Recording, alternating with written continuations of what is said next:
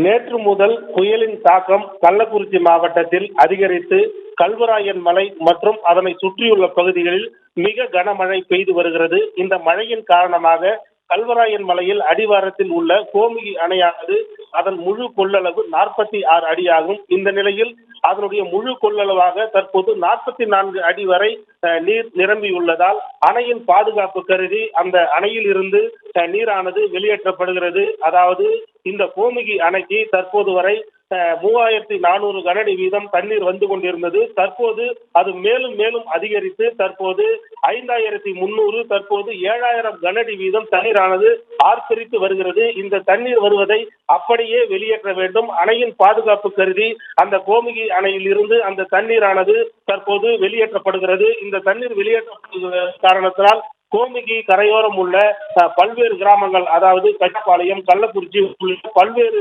பகுதிகளிலுடைய ஆற்றங்கரையோர மக்கள் பாதுகாப்பாக இருக்க வேண்டும். அதே போன்று இந்த தண்ணீர் மேலும் மேலும் அதிகரித்து வெளியேற்றக்கூடிய ஒரு சூழ்நிலை உள்ளதால் ஆற்றங்கரையோரம் பொதுமக்கள் யாரும் குளிக்கவோ, துணி துவைக்கவோ அல்லது வேடிக்கை பார்க்கவோ செல்ல வேண்டாம் எனவும் மாவட்ட நிர்வாகம் சார்பில் அறிவுறுத்தப்பட்டுள்ளது. மேலும் இந்த அணையில் இருந்து நீர் அதிகரித்து வெளியேற்றக்கூடிய ஒரு சூழ்நிலையில் அணைக்கு யாரும் செல்ல வேண்டாம் என எச்சரிக்கை விடுக்கப்பட்டுள்ளது.